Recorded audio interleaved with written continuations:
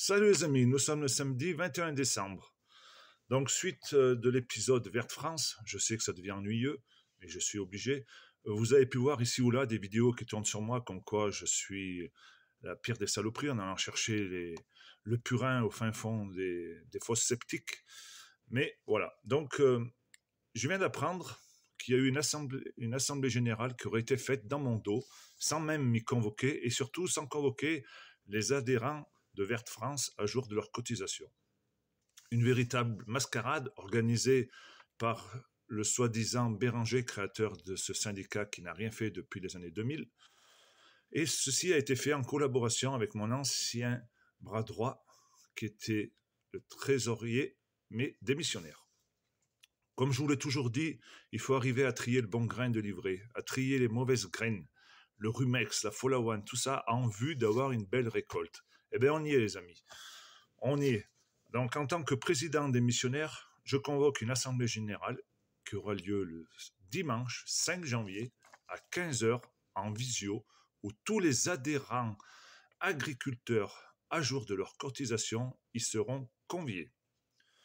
Bien entendu que je vais y présenter ma démission et surtout je vais proposer l'arrêt de ce syndicat vérolé par des traîtres, des félons depuis le début, avec de nombreuses malfaçons. Le Pulse est fini.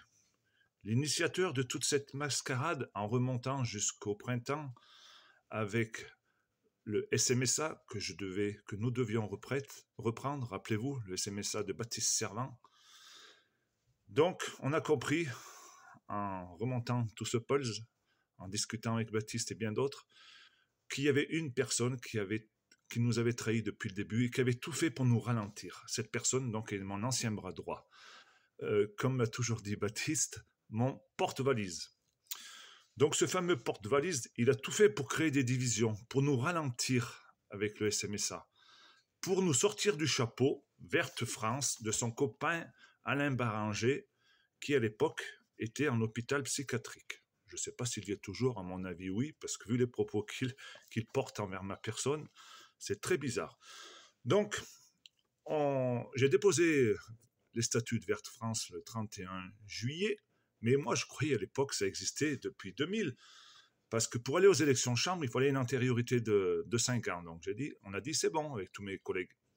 Sauf qu'on s'est rendu compte qu'il n'y avait aucune antériorité. Donc on a bien compris la mascarade là, du porteur de valise, qu'il a tout fait pour m'empêcher d'aller avec le SMSA, pour nous sortir Verte France, sachant qu'il n'y avait aucune antériorité. Donc, pour nous empêcher d'aller aux élections chambre d'agriculture, pour ne pas aller combattre contre la FNSEA de Rousseau. Donc, je ne sais pas à quel jeu il a joué, s'il est payé par la FNSEA ou quoi. Quoi qu'il en soit, je pense que dans mon département, on n'y serait pas allé. Mais il y avait beaucoup de départements qui souhaitaient aller aux élections chambre. Donc, c'est pour ça qu'il fallait absolument réunir ces agriculteurs indépendants sous un syndicat.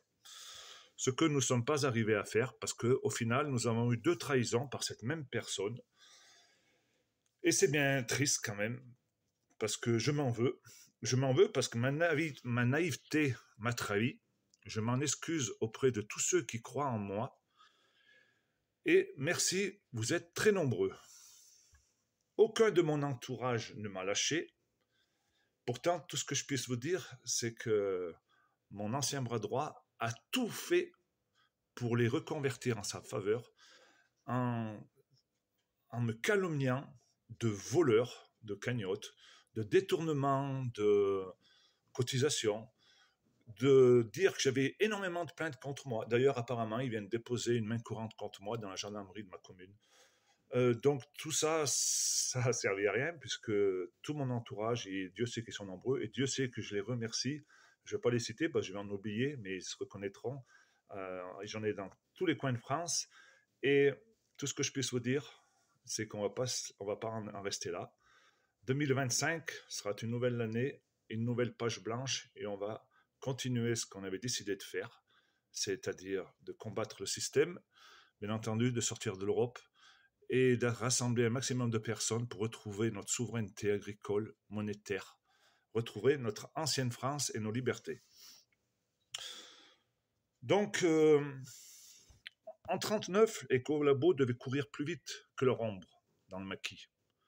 Je pense qu'aujourd'hui, on revit cette même époque de traîtres, de félons, d'infiltrés.